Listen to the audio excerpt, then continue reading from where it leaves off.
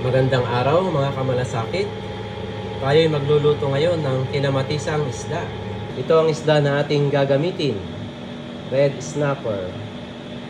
At ang ating mga sangkap na gagamitin ay nariyan ng siling haba na green, ang spring onion, at ang ating pang-aasim dyan ay ang kamatis.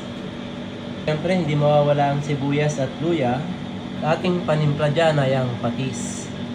Pakukuloyin lang natin itong tubig. Pag kumukulo na to, ilalagay na natin yung kamatis at luya.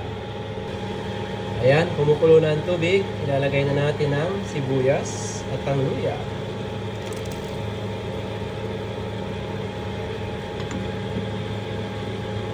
Sabay na rin natin ang kamatis. Natural ang gagamitin nating pang-asim ngayon sa ating isda.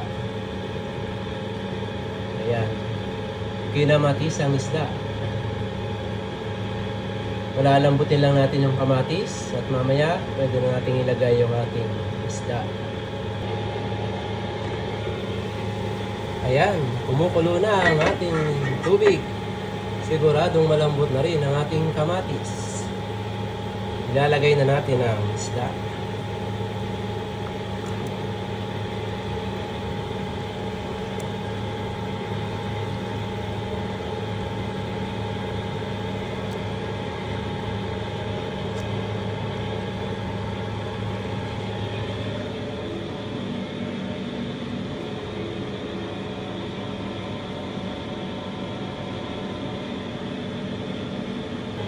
Isasabay ko na rin ang siling haba na green.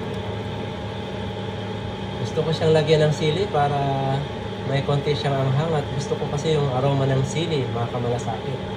Ang pag-anong kumain ka. Pero para sa iba na hindi naman mahilig sa medyo maanghang, sa maanghang na pagkain, huwag na natin lagyan ng sili. Option na yun. Ilalagay ko na rin yung patis. Patis na ating panimpla para sa masarap na tanghalian. Tatakpan muna natin siya para maluto ang ating isda. Mga 5 to 10 minutes pwede natin buksan yan mamaya.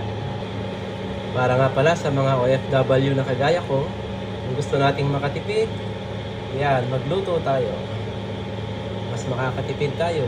Okay naman kumain tayo sa labas. Paminsan-minsan. Pero kung marami naman tayong budget, nasa sa atin.